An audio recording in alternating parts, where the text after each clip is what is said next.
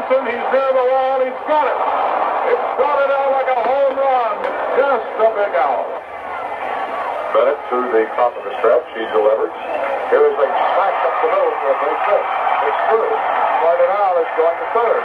He will make it without a throw.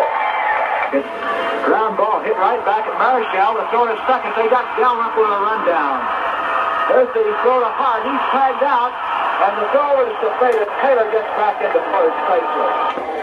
There goes a ball looped to right center. That's a hit. Here comes Callison home. Covington's going to hit for the plate. Here's a throw. It's into second base. The ball game right on the line here. And for the moment, right between Bennett. Well, with that little bit of an intro and a little bit, hopefully it wasn't on a glitch on the outside, but I want to just welcome everybody to the newest Carl's Corner. And we've come up with a special guest and someone who has put a Facebook page of the 64 Phillies, and you have to be a certain age to actually have gone through coming from the Philadelphia area. I'm here with my cousin Vince and Stephen, who's you're down by the New Jersey Shore in Ventnor. I'm at the shore, at the Jersey Shore. Yes. So I'm here in California, and I have some friends here who are big Dodgers fans and who's San Francisco Giants fans. So I know this is going to be Philadelphia Central as far as what we're talking about. But people who are baseball fans and then being at a certain age and understanding the history of baseball and actually what happened to our beloved team back in 1964 with the Phillies. So, Steve, I want to just thank you for, first of all, what was the motivation for? Well, I just want to say one thing, Carl, about the people of a certain age. We check Medicare cards before you can join. You can't. If you don't have a Medicare card, you couldn't possibly have any memories of this team. So, actually, Medicare Plus. You asked me what the motivation is. The motivation is, like you said, most of us or many of us from this age that were Phillies fans, 60 years later, we're still talking about it. We're still thinking about it. We're still, going through the what ifs of what could have happened. And so I have always wanted to write a book about it, but writing a book is much harder than you can imagine. And I spent a lot of time, about 15, 20 years ago, I interviewed a bunch of players and a bunch of people whose names are well known, but I never got anything on paper. So I kind of shifted gears and thought, well, maybe a book about Gene Mauch. And I did the same thing. I've talked to a lot of people, and it never happened either. So I said, well, let's, you see this topic come up on Facebook a lot in various groups, the old-time Phillies, old-time Philadelphians, growing up in the 60s, that kind of thing. So I said, you know what, why don't we have a group devoted just to the 64 Phillies fans? And so here we are. It's only, I think I started it around New Year's, and it didn't really take off. It seems to have started to take off lately, because I think according to that, what are we up to? 696. So we're getting there. I mean, last week, I think I posted something, we were at 450. So here we picked up about close to 250 in a little more than a week. So we're getting there. And it's interesting. And, people can talk about anything that they want to talk about, any memories that they have, any players that they have. Some guy today put up was really neat, I thought. Was a picture of him getting an autograph from Clay Dalrymple. I mean, how cool was that? And goes back to 64 when he was 10 years old, just like I was. So that's the motivation behind it. It's just neat. It's just a neat thing. So once I saw this Facebook page, I immediately was part of it. And I find through my cousin, he was also part of this, but then you two guys actually knew each other back in the day, correct? We were paper boys. And we pulled it in the league. What's that, Vince? We bowled on the same junior bowling team. We bowled together. We were paper boys, and we used to, being a paper boy back in those days was really great because, I got to know and become very close to a guy like Vince. He and I, we didn't have much in common other than being paper boys, but we got very close. And then it turns out that we had a lot of friends in common. And we actually, he saw a comment of mine. I don't know on what kind of group it was. He saw a comment of mine and he reached out to me and said, were you a paper boy back in the day? And I said, yeah, you got me, guilty. And then you're also a Sunday branch captain. I was Sunday branch. Yeah, listen, I don't want to brag, but it was a great time. We used to go bowling. We would deliver the papers early Sunday morning, and then we'd go up and bowl. I think it was from 9 to 12. We could bowl like unlimited for maybe $1. We go out to breakfast. Toddle House with a guy named Chuck who he used to smoke. He was the only guy who used to smoke and used to get a cup of coffee and leave a 10-cent tip. Big spender. Well, I have to just use for people that are from out here and whoever's going to watch this. Now, Philadelphia is a big city geographically, and I moved to the South Jersey area. But Vince and Steve, you were up in the Northeast area of the Philadelphia area, correct? Right. We were. It was the lower Northeast. We were below Cotman, right. So it was. It was called Oxford Circle. Now they changed it to Castor Gardens. It sounds or Mayfair. What is it? Mayfair. Well, Mayfair always did exist, but Mayfair was the other side of the boulevard. So that's where my cousin's deli was. Greenman's Deli was in Mayfair. We were the lower, I guess you could say just below Cotman. I don't know if you'd call that the lower Northeast or the. I don't know. But we know there were tons of kids. There were kids, and kids. And with that being kids, that we were always engaged in some kind of sport. And obviously I'm 1 year older than my cousin. And we were always intrigued by baseball. That was our first initial one. Sure. And we always have our memories of playing a wiffle ball game, maybe getting into Little League. And then obviously our idols were the Philadelphia Phillies, the professional team in Philadelphia. And we all have memories of going to that first game at, good old Connie Mack Stadium. Right. What I know, I'm sure you have the same memories the first time walking in. I know mine was July of '62, no TV that was in color, seeing the green grass, seeing the red uniforms, and I'm assuming you have the same. Absolutely. My first game was in '63. I went with a group from Max Meyer's Playground. Oh God. And my father had to work 2 jobs to support the family, and he wasn't a real big baseball fan, so he wasn't exactly taking us to games. So when I saw that to go to a game, I said, I'm going. They played the Giants. And I remember Willie Mays made a great play on Ruben Amaro. That's about all I remember from that game. But seeing the green grass and the smell of the French fries, the grease smell, and the hot dogs, and the beer, and we did not really realize until obviously we got to a certain age when they built the vet and now Citizens Bank Park back in Philadelphia, that we were part of amazing history. And we're here for your page, which is the '64 Phillies, and we know they had a miraculous year. They didn't end well, but it's 60 years that we're going to commemorate that season. And I think, Steve and Vince, that once people see this initial podcast, maybe it'll get interest. And I know, Steve, you said there'd be people that maybe want to be a part of this. If we could go live, interview some people, Maybe some of the players are still with us. So you think that I think this will have legs to it. Yeah, well, we've got some people.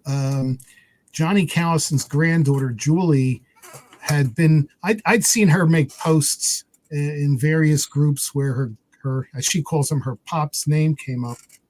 And so I saw something and I invited her. I said, Julie, we'd love to have you in this. And she's been just a very prolific poster. We also have the son of Chris Short.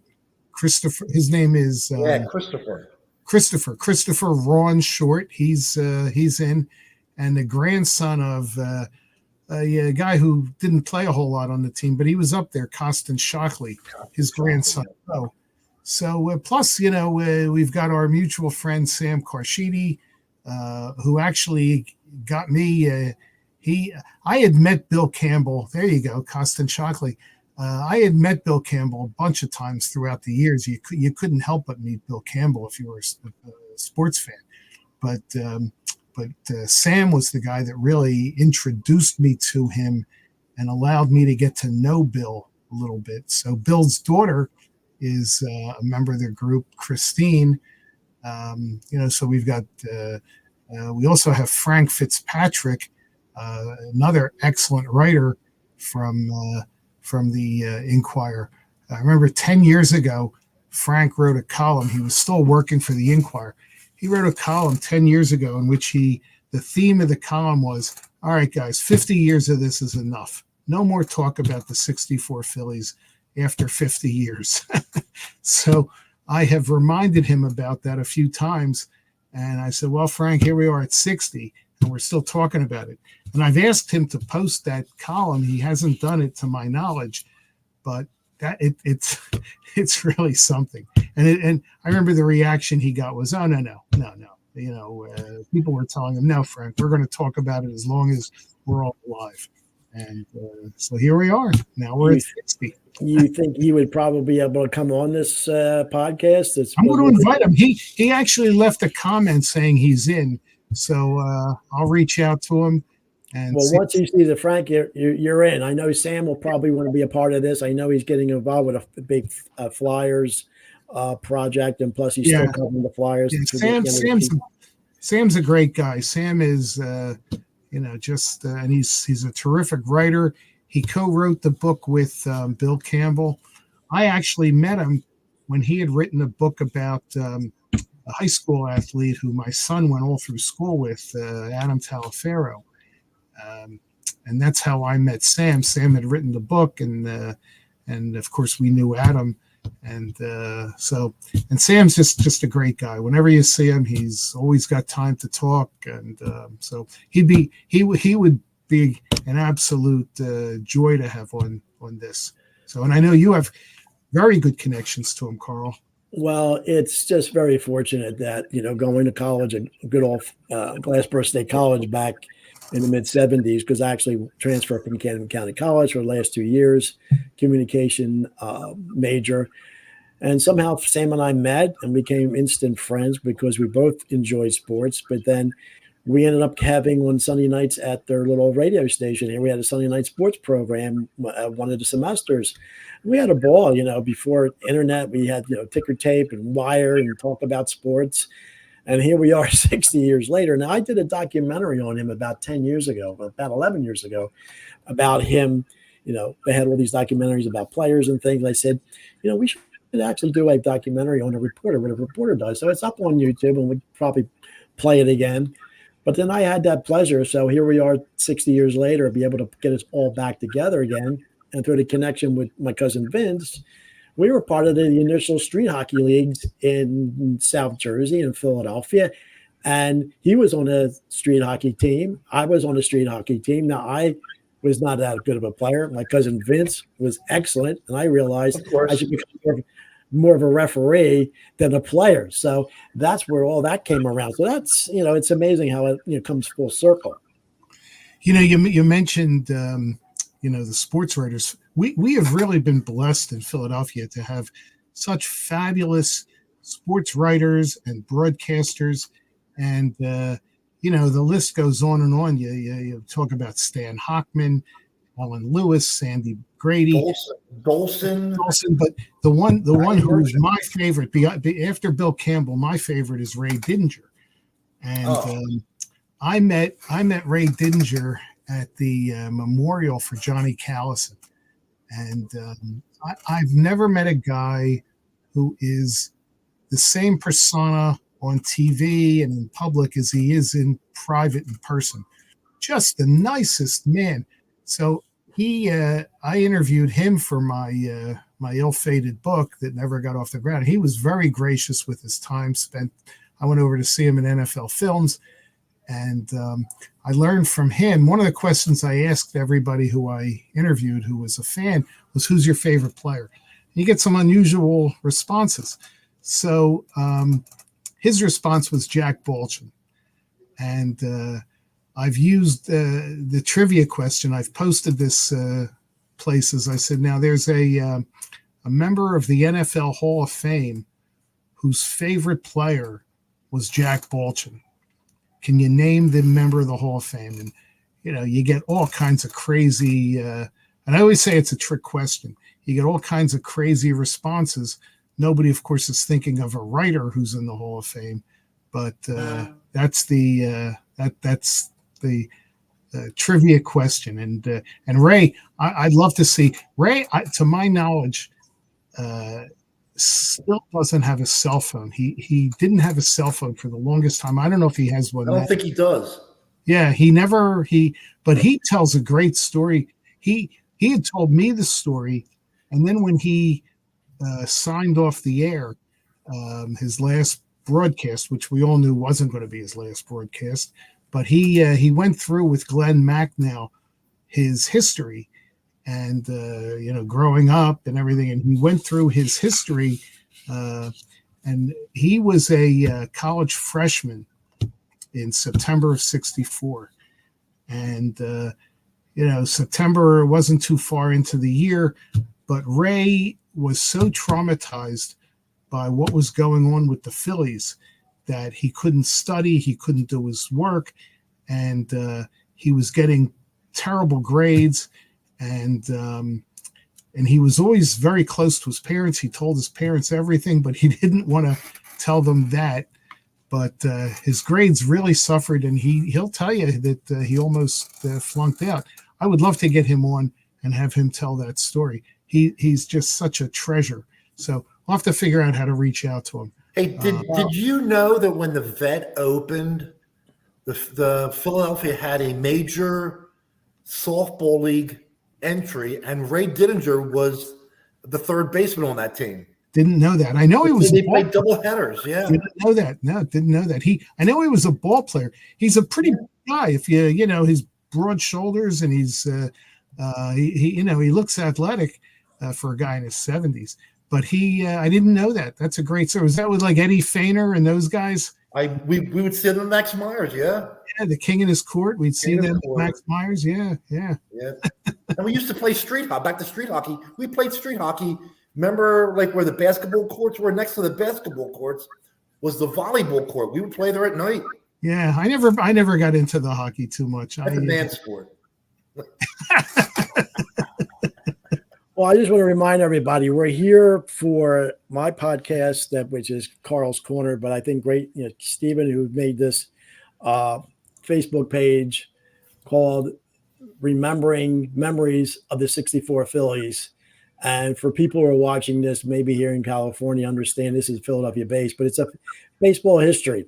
And we're here to reflect about that.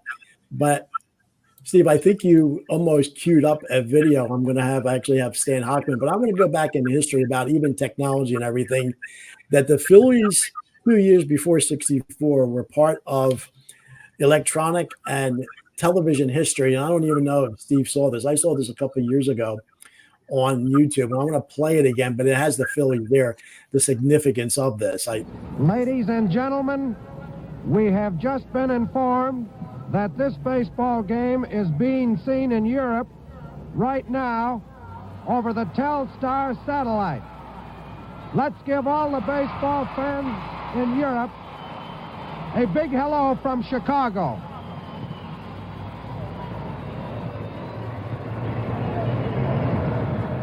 score in the ball game. This point, the Phillies, no runs, 1 hit, no errors. The Cubs, no runs, 2 hits, no errors. Well, we realize that all of this doesn't make much sense to you folks in Europe, but if we hadn't shown you a bit of our national game on this first transatlantic show, we'd never have heard the end of it. As a matter of fact, right now, our colleagues who are doing the translating are going crazy trying to say runs, hits, and errors in Swedish and Italian. In any case, here it is, a brief glimpse of American baseball played in the biggest arena in the world, all the way from Wrigley Field in Chicago to the Coliseum in Rome. Steve, you notice who that was, that left-handed hitter? It was Johnny. Right? That was Johnny, yeah. You almost want to cry when you see that. I mean, it's unbelievable. Yeah. Hopefully it played, because on my end, for some reason, it looked like a glitch. So it played straight through without any glitch? Yeah. Tony Taylor first bat, and then Callison. So if you understand technology today with all the satellites and everything, in 1962 was the first communication satellite, Telstar, that was put up there. And that was the first test for intercontinental live satellite broadcast to Europe. And they used, because the Cubs were playing in the afternoon game, and they picked that up, and the Phillies were playing there. And that's historic in that regard. How I would think that's kind of interesting, because it's pretty wild. Yeah. Did you ever see that? I never saw that. No, I never did. Yeah, just one facet of the technology we've seen in our lifetimes. Yeah. Well, yeah. So I'm going to do one other thing here. I think I have it queued up. It's because I think there's a couple videos on here that actually, rather than talk about it, actually show a little bit about the history.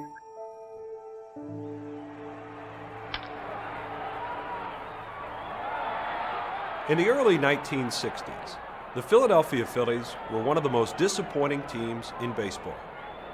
In 80 seasons, the team had never won a World Series. But in the spring of 1964, manager Gene Mauch had reason to be optimistic.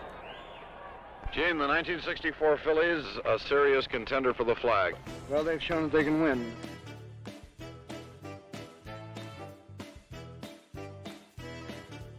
His team featured an explosive lineup, led by fan favorite slugger Johnny Callison, fleet-footed Tony Taylor, and Richard Anthony Allen, a rookie from the coal fields of western Pennsylvania, whose soaring home runs lifted the Phillies to 10 wins in their first 12 games.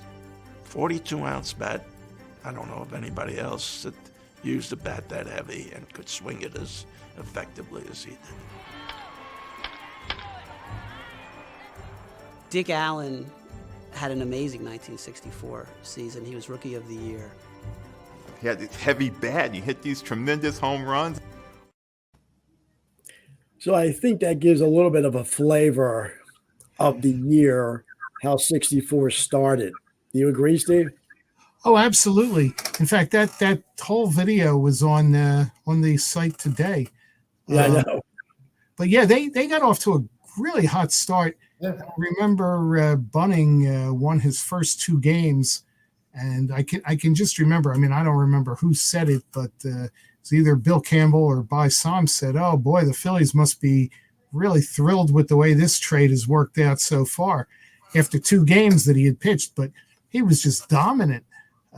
So yeah, they were 10-2. What's that? They were 10-2. 10-2, but then I think they lost 4 straight. St. Louis. They had a hard time with the Cardinals that year. They did. Yeah, it was the only team they really had a hard time with, right up to the end, unfortunately. So, they got off to a hot start, and it was interesting though because for most of the season they were fighting the Giants. The Giants were the main competitor, and what a team they had! Oh my God, I had a laugh. I mean, the Phillies lineup was not that potent. You want to talk a potent lineup, you talk about the Giants with Mays and McCovey and Jim Ray Hart and Felipe Alou and Tom Haller and some of those guys. I mean, that was a lineup. The Phillies, had 2 regulars, Callison and Allen. So, Well, here's all the baseball cards of all Yeah. the players. Yeah. That's somebody put that up too the other day. I mean, you look at there, you got Roy Sievers, who started the year, and really he just ran out of gas. He had a pretty decent season in '63, but he just ran out of gas. If he had been a typical season at first, they would have solved a lot of problems, but he just didn't have anything left. So, and it's a shame because he was such a classy guy. For some reason, my dad really liked Roy Sievers. He always showed. Well, he was a great, he was a great ball player. He had in his career he hit over 300 homers, and I'll tell you a funny story. Oh God, this goes back 15 years, maybe at least. I would once in a while I would Google on eBay. I would search '64 Phillies. So I found somebody was selling a baseball that Roy Sievers had hit, and it was caught as a foul ball in '64, and I knew he was still alive. So I searched, and he was living in St. Louis. So I researched it, and sure enough, he had a listed phone number in St. Louis. I called up. I spoke to his daughter, and I told her, I said, "Look, I see this baseball that was hit by your dad. If I were to buy it, could I send it to him and have him sign it?" And she said, "Oh my God, he would be thrilled." But I didn't go for it because it was too much money. It was like $100 for this baseball. Probably would be worth more now, but I'm not that kind of collector, so I didn't go for it. But it was a nice connection. But he was a classy guy. Another guy that just ran out of gas was Cal McLish. He had a terrific season in '63, and they were counting on him to win 10, 15 games. He just didn't have anything in the tank left. So those were two guys that, pitcher and a first baseman had to be replaced. And, it's tough. Well, here's a little short video it's narrated by Philadelphia's iconic John Facenda, but it gives another little flavor of that year.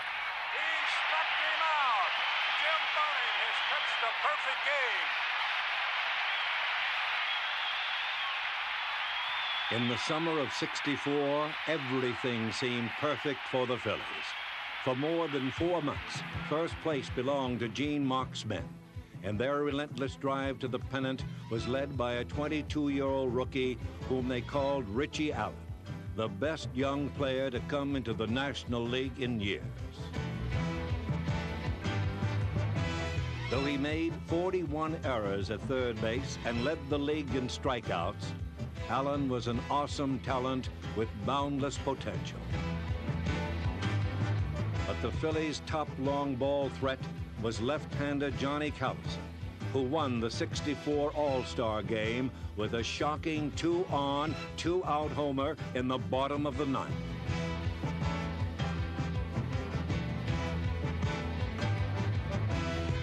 It seemed there was simply no denying this team. With just a dozen games to play, the Phils held a cozy 6.5-game lead, and the champagne was on ice. Slater stopped it right there. Yeah.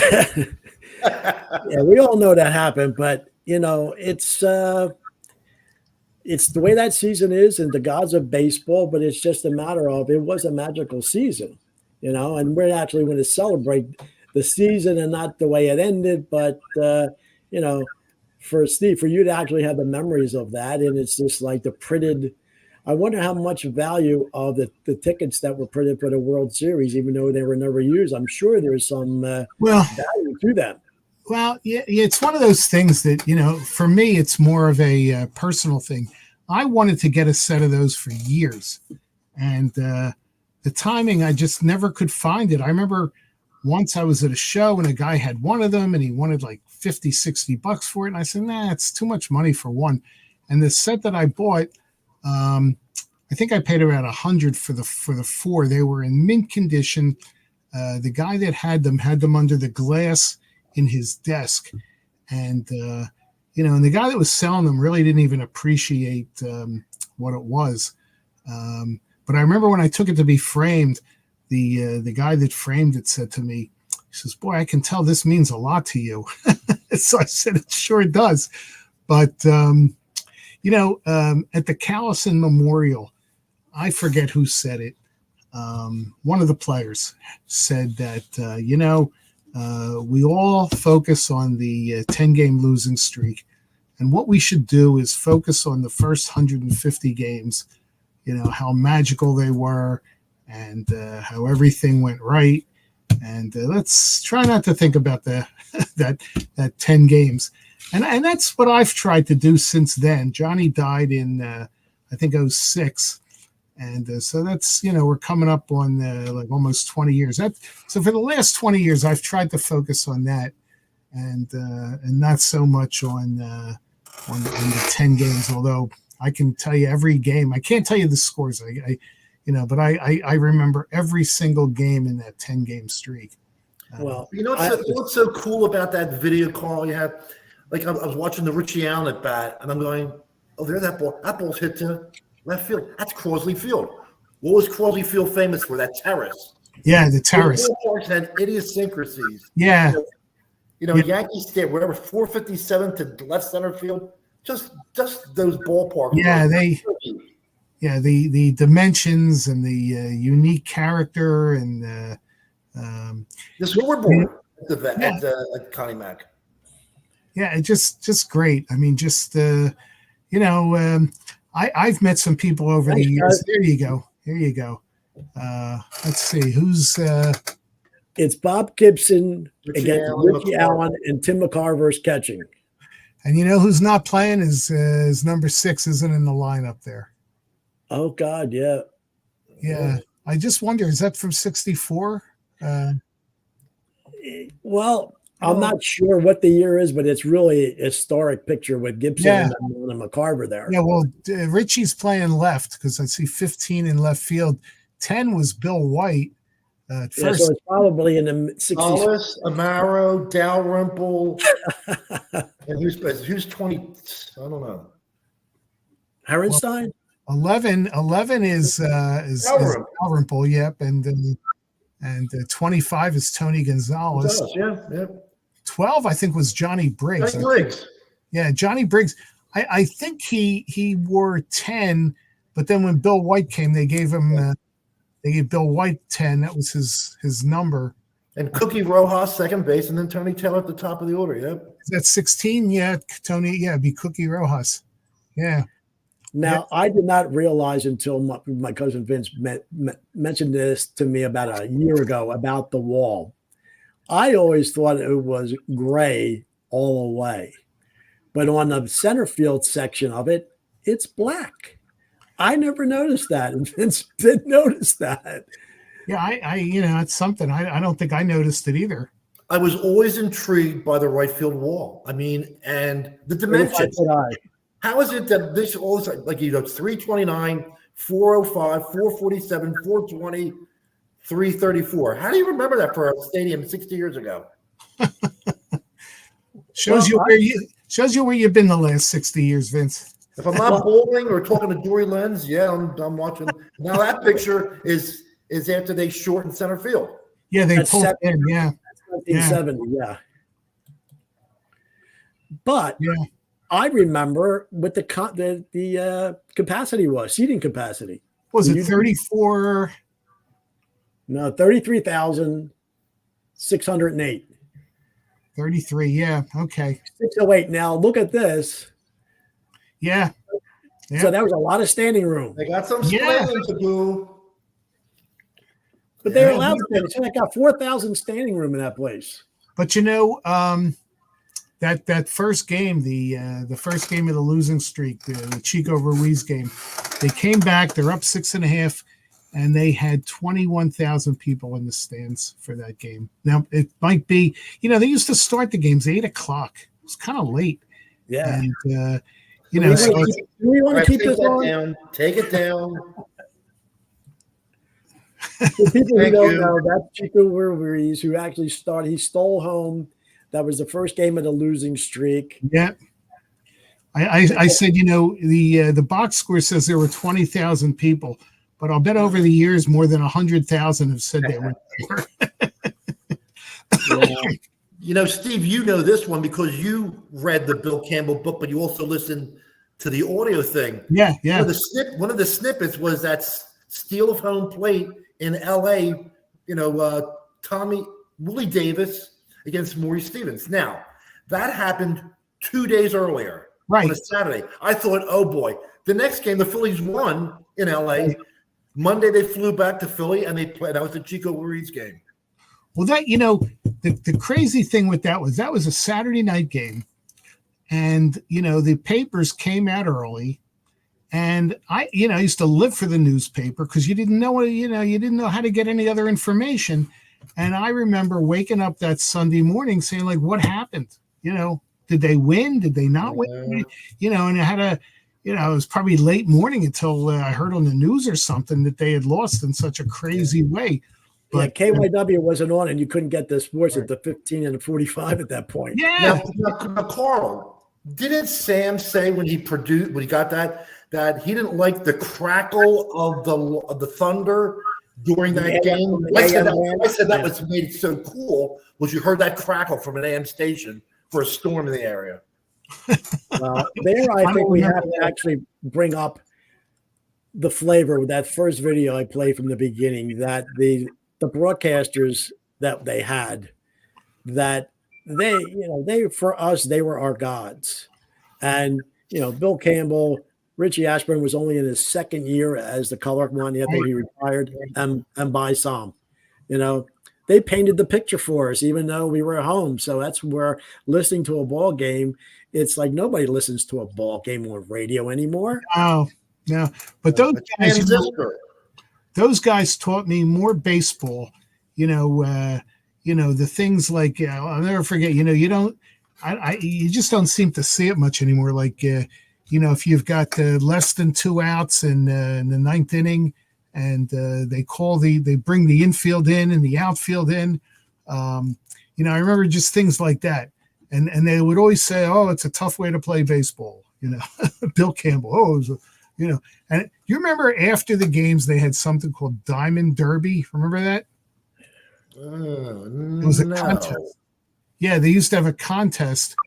And, if you they would ask you a question. And if you answered the question right, you won something. So I was on. I remember I had Hebrew school. They said they're going to call me, between 5:30 and 6, something like that. So I had to leave Hebrew school early, get home, and nobody could touch the phone. I'm waiting for the phone call. Luckily, I got a question that I could answer, and I'll never forget. They asked. Question had to do with Ty Cobb, who had the highest lifetime batting average ever. And I had gotten a book. Somebody had given me a book about baseball statistics, and I studied that book. Man, if I had studied my schoolwork as much as I studied that book, so I knew Ty Cobb was the all-time leading. So I win I successfully win it, and I won a Lufthansa bag. It sounds like something you would have, Vince. A Lufthansa bag. It's like this little bag, it's like a little travel bag. What a waste of time, They would give out other things. They'd give out tickets to games or different stuff. I get this little, crappy bag. Oh, when we talked about the announcers. I told Paul, in fact, I think I mentioned this to Bill Campbell when we met him at the book sign. I said, Bill, I remember one time there was a fly ball to left field, and Ted Savage goes back to the wall, and Bill Campbell says he catches like he's nailed to the cross. And what am I picturing? I'm picturing he's like this. I mean, that was the wonderful. Use your imagination because you're listening to it. You're not looking at it. I always remember him saying Frank Robinson was great. With Cincinnati, he hit one over the Coca-Cola sign, and he said Frank Robinson just hit a transcontinental blast. Wow. But that's another thing. You can't say Bill Campbell when he would say over the beverage sign, They weren't Yeah. a sponsor, Coca-Cola, so we had to say hit it over the beverage sign. Just amazing, these little things. Oh, I didn't know that. I don't remember that. Yeah. That's Listen he was a to your great Sam CD to hear it. yeah, he was a great announcer. He was just great. Absolutely. And a nice man too when you get to meet him. But I used to go see him at remotes. He would do these remote shows. He would be at a car dealership, or he'd be somewhere, and go see him and talk to him. And I remember taking my kids, and my kids were bored, like, who is this old guy? Because by then, he was an old guy. But just loved hearing him. Loved talking baseball with him. So yeah, it was a great time. We had great announcers, and because they weren't on TV. Yeah, right. So in the radio, they really had to describe what was going on. And Campbell did Phillies. He did the Eagles. I'm listening to that replay and some of the stuff, and his diction is so incredible. I mean, he wouldn't say standing; he'd say standing, jammed. Yeah. I mean, he just said you have that good diction, a great vocabulary, and he had it. Oh yeah. He was a pro. He was such a pro. I mean, you're right. The way he took such pride in the job that he did. This goes way back. He actually did the Eagles 60th 1960 championship game at Franklin Field. And he did Will Chamberlain's 100 points in Hershey, Pennsylvania. Right. In Hershey, Pennsylvania. Yeah. And he got to do the Sixers, the 9 and 73ers. Oh God. Yeah. They had about 800 people. Good or bad. So that's right. But just to get people again, I know we're in the 40-minute hour, but people who may be just watching this again, I'm here with my cousin Vince and a special guest Steve, who actually created this Facebook page, which is actually taking off for sports enthusiasts back in Philadelphia, like myself, a page for on Facebook, members of the 64 Phillies. And we're just going out and kind of reminiscing and showing some pictures and some videos of back the day. And I actually forgot to actually put my ticker on, and hopefully in subsequent podcasts, we might be able to go live and have some other guests come on and maybe make some comments and actually have this grow. Because Steve, we're in the 42. What do you think about, we're not one and done. We're going to do maybe a week, maybe every bi-weekly do another one, have a guest on, maybe eventually we could go live. So that's what we're looking at. Hopefully you agree to that. Oh, absolutely. Well, I took the liberty. I wanted Julie Betch, I guess is how you say her name. I wanted her to come on first, and she said she'd bring her mom. And the thing is, her mom was alive when all this, but she was too young to remember it. So, because Johnny, that's cool. They were young parents. I mean, they were parents like at age 20, and and they were young grandparents. And Johnny, who died at 67, had great grandchildren. Interesting thing with him was he had 3 girls. I don't know how many grandchildren he had, but they were all girls, all granddaughters, no boys. And then the first boy in the family was a great grandson. But he did get to see him. He did get to see the great grandson. Very cool. There it is. Yeah. Handsome guy. I did a card show with him. in 1990, I think it was. And I mean, can you imagine? I mean, the guy was my hero. I'm sitting there with him for 2 hours as he's signing. I mean, it doesn't get any better than that. Well, I told you I went by the car dealership that he worked at on the Boulevard in Lubbock just to catch a glimpse of him. Yeah. He was my idol too, and I normally batted right-handed, but I batted left-handed with his stance. The way. Yeah, I did. I was a right-handed, but I used to practice, switch hitting, and I would always do his stance. He used to tap the plate. Remember, he used to with the left arm, he would tap like the outside of the plate, and then do his practice swings. Yeah, I could tell I could pick his swing out of anywhere. He just had such a sweet swing. Interesting picture here in Dodger Stadium with nobody in the stands. Nobody. Isn't that something? Nobody out in there and those are good seats. Not nowadays. Those seats now are about $1,000 a piece. I know. That's Here's another one in the in the locker room with Johnny Briggs behind him. It's what a time, And the thing is, he was 25 years old. He was a kid. He was just a kid. And he didn't start off as a Philly. He was a White Sox. Yeah. He started but leave it to John Quinn. He knew what he was doing. There we go. Oh. Good Lord. You and John Quinn. It gives me a hard time. I mean, the guy built that team. I will admit, after they got so close, he started trading away the players. But man, he built that team. He didn't make one mistake. All the guys he picked up from other teams. He picked up Callison, Gonzalez, Tony Taylor, Cookie Rowe. Give him the Carlton trade too. Who? The Carlton trade. Oh, the Carlton trade. That was his last one. Yeah. Yeah. Yeah, that's why he's on the Wall of Fame now. That's John people, it's different times. The guy treated it like it was his own money, like he'd get a bonus if he kept the payroll under a certain. I believe he did. I'm sure those guys back in the day did, or so much, a ticket being sold. Yeah. Do you remember when a guy threw a no-hitter, they'd give him a $1,000 bonus? Yeah. The catcher got 500. Yeah, it's just different times. I mean, like all those guys. One of the things, Julie posted a picture of Johnny with a loaf of bread. He did a bread salesman in the off season. Was it Freihofer or Bond? What's that? Was it Freihofer or Bond bread? Oh God, I don't remember. We'd have to take a look. Freihofer. Yeah, maybe. Now, you just mentioned about a bonus for pitching a no hitter, but do you think this guy, now this one, because it was in Connie Mack and was one of Hall of Famers, you think he got a bonus for this?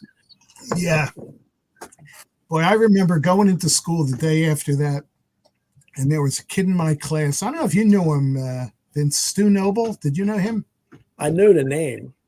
Yeah, he was like the star. He was like the star of our class. One of them. We had a lot of terrific kids in that class. I remember coming in the next day, and Stu Noble says, "Oh, I was at the game last night." I'm like, "Oh my God, I can't imagine being at that game." Then there's another guy in our group who I went to high school with. His first game was seeing Koufax. He went to the game, saw the Koufax no-hitter, and then his family happened to be in New York on Father's Day, and he saw Bunning's perfect game. So what are the odds of that? 2 games, no-hitter by Koufax and a perfect game by Bunning. I mean, unbelievable. Whereas Bill was, can you believe that? You're looking at, we talk about Carlton and Koufax, and Willie Stargell will use the same line to describe, but he says trying to hit them is like trying to drink coffee with a fork. And they wrote a book about that. Great book. Yeah. Great book. And you mentioned Carlton. Carlton never had a no-hitter. Never had so many. He had a one-hitter. He had against the Giants at 72. He gave a leadoff out in San Francisco. Gave a leadoff single, and then he retired 27 in a row. Yeah, but he never one of these. So many great pitchers that never had a no-hitter, and he was. I don't think Robin Roberts had one either. He had 2 19 strikeout games, and he lost both games, and they were both to the Mets. Yep, unbelievable. That's why we love baseball. I actually had this I got it. But if you look at the left side, you still there, Steve? Yeah, I'm getting something here. I'm pulling out. Okay. I got a box under my desk, and I got a lot of stuff here. And wait. Hey, Steve, I noticed behind on your wall is that picture of Connie Mack Stadium, correct? It sure is. It sure is. I've got the same thing. Remember when you were a kid and you're Catholic, you had the picture of John F. Kennedy? That's what you had for a Phillies fan. That picture. Well, how many houses did we go into as paper boys where we saw that? Well, what I'm showing the Phillies yearbook in 1964. And this was actually, they had a second edition after the perfect game of bunting, and they had that Yeah. little asterisk, and I actually printed 1 or 2 pages on the inside about the perfect game. And I wish I still had this somehow. But when I saw this with memorabilia, I remember that 64, because it's an interesting with the red, like the maroon behind there, and just the faces of the players there. So Here I've got this. You can see that.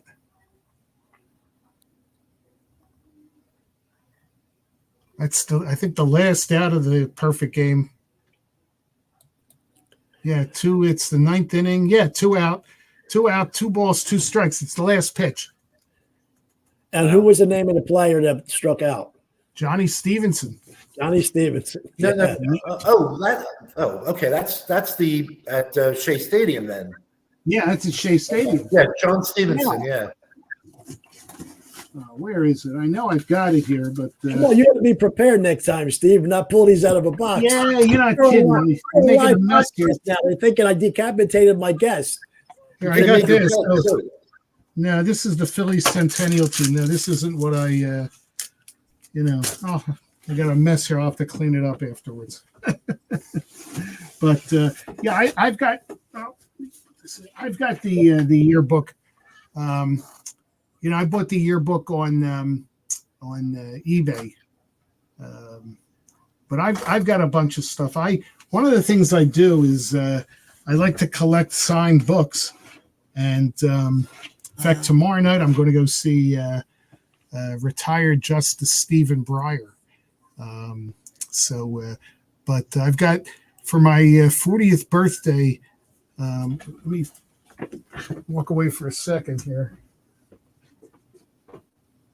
Well, yeah, that's live. That's live podcasting when I just get up and walk away. Yeah, that's what's. I don't think you can see this very well. Callison. It's a signed bat. My friends got me this for my 40th birthday. That was last year, right? A couple of years. 4 years ago. 4 years ago. You happen to know what that might be valued at? I haven't seen it. Like I said, I'm not a big memorabilia guy. There's just so much stuff out there, and I just so I don't know what it's worth. It's unfortunately, it's done in marker, and you can still see he signed it, but it's starting to fade a little bit. It's clearly him, but I have no idea what it's worth. Probably a couple $100, maybe more. I don't know. My kids will have to deal with it. Yeah, well, it's amazing that we are that last group that understands. I say, look, I use football in an analogy. I'm one of the people that has watched every Super Bowl in its entirety, and go back to, actually, I do remember 1960 when Bill Mazeroski, hit the home run, because we had neighbors. I don't have any memories of that. Because we had neighbors from Pittsburgh 2 doors away, and we were actually at their home during the 7th game that day, and that's why I remember it. Really? And they were all going, and I was 7 years old. Yeah, they were next to the Pivas, but and I remember the '62 World Series when McCovey hit the line drive to Richardson, and the Yankees still won. So hey, Carl, you want to tell me the Bing Crosby story about the kinescope for the Pittsburgh World Series? Remember? Yeah. There was never video of it, but Bing Crosby had somebody record off the TV, and that's what they discovered 20 years ago. And I remember Bob Costas had people from the Pirates and from the Yankees, and they rebroadcast it.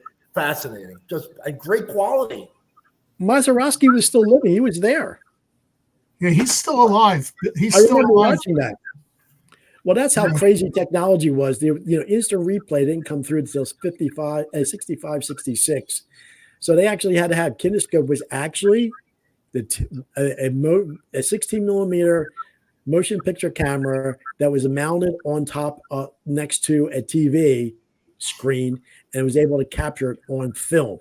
Now look at the technology, how to us was antiquated back then to what it is now. I'm on the other coast talking about, this podcast, miraculous the way it's working. So, well, Steve, we've covered some.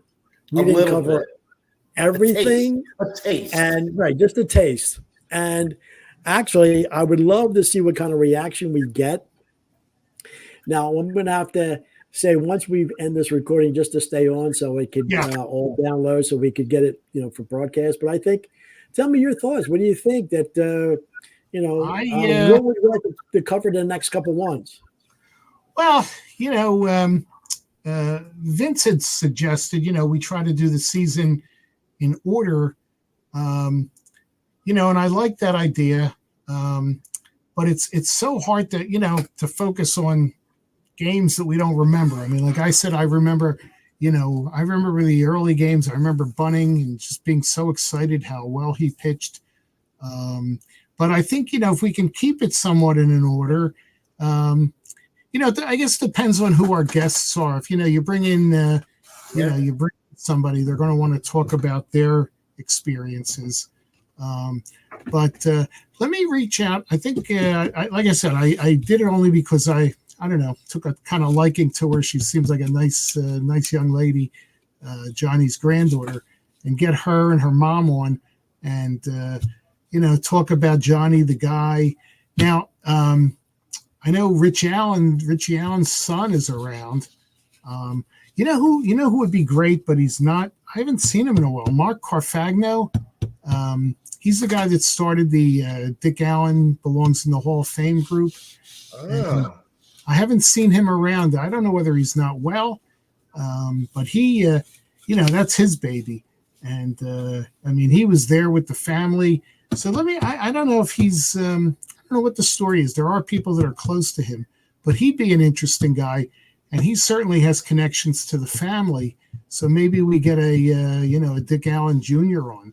But that's pretty cool, Steve. You can do one on Callison, one on Allen, and you fill 45 minutes. And then there's guys still around who I've never reached out to. Johnny Briggs is around. Back in the day. Back in the day, I on your site to get a live player. Back in the day, I talked to Ray Culp, and Ray Culp, wow, he's in Texas, and it'd be interesting to hear what he has to say about those final 10 games, why he wasn't pitching. And now Art Mahaffey's around. Now Art, you never know what he's going to say. It's never going to be good about Mark, but you never know what he's going to. He's got. It's a shame for him because he had two really bad outings. And then his next outing was the Chico Ruiz game. So he pitched a good game there. But it's a great game. And he pitched a really good game in against the Braves that Saturday, left with the lead. And, the oldest guy he's still around is Bobby Shantz, but I don't know if he would. What's he, 100? Right? He was old. He's in his late 90s. He's up. He was old when he was pitching. He was like, he must be like 98. I saw him about 2 years ago at an event, and he still looks the same. He's got the toupee. Nice man. He's very short, right? Oh, he's short. Real short. He's real short. Yeah, he is tiny. So wasn't he? Yeah, he was 5'4". I'm sorry, what, Carl? Wasn't he 5'4", 5'5"? I think he might be a little taller than that, but he's short. He is he's little. He's little. So well, we didn't play it tonight, but I know you talked about Mark and way his. Actually, there was a video that I have queued up that Stan Hochman, which one of iconic writers, has there on there talking about Gene Mark, and obviously we could talk about that subsequent ones. Yeah, but Steve, I'll say you have. We'll have this playing on all of the pages, all the platforms, my YouTube page, Facebook, and I'll be able to put the link onto the page. Oh, that'd be great. Yes. And then actually I put you down as an administrator on here. So I'll show you in subsequent times that you could actually put in there as a destination for it to go on there when we go live. I would like to go live eventually because we could actually have the comments, people making on the comment section. We could actually respond to comments live on that, and when we go live on the page. So, but you as an administrator for your page, you have to do that authorization. But I think, like we said, this is a pilot one, and we're going to do, and actually we're going to air it. I think it went pretty well. I think so. I thought this was good. I mean, I think you can air it like this.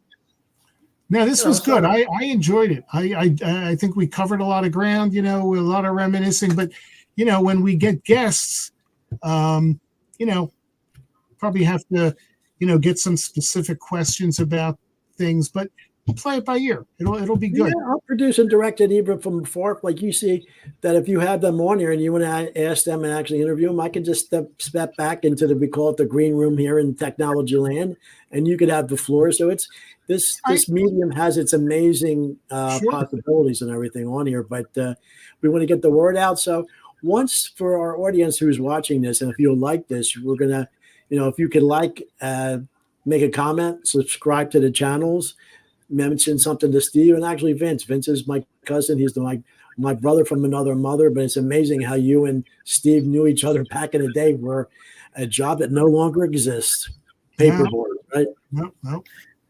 So, now, Paul, you let Steve know when you're going to have it up so he can announce it to the group. Well, it's 8 o'clock your time. It'll take me real time about an hour to review it, make sure just everything's okay, no glitches. What I'll do, just so everybody knows, I think I'm going to schedule this probably sometime tomorrow on Thursday, maybe around noon, 2 o'clock your time, and a little bit earlier, here on the West Coast. Because look, this is the great thing about this, Steve. This could go, nationwide, because I have dear friends here that, are baseball fans of the old, the Dodgers and the Padres and the Angels, and another friend is still with the Giants. And would love to hear about this. So we can bring in other groups from other areas and where this is going to go. So it's great. So anything in closing, cuz? No, I'm good. I had a good time doing this. I think we scratched the surface. Absolutely, we did. Barely scratched the surface on that run. Yeah. Okay. And so, Steve, we'll talk offline once this is all. We can make up the next schedule. So everybody who's watching this, hopefully you subscribe and put some comments on here and what we could do, and other guests maybe we didn't even talk about yet that maybe we could get on. We've got a lot of months to work on this. So you got it. And so starting the commemorating of the 60th year of our beloved 64 Phillies, even though they didn't make it to the World Series, but boy, did we have a heck of a run that year with our iconic players, Jim Bunning, Chris Short, and my favorite, Johnny Callison. So on that note, I'm going to say goodbye to everybody, and we'll be seeing you on the next one, and maybe we'll be live. And Steve will be talking offline. Just stay on. And then for everybody out there, we'll see you next time.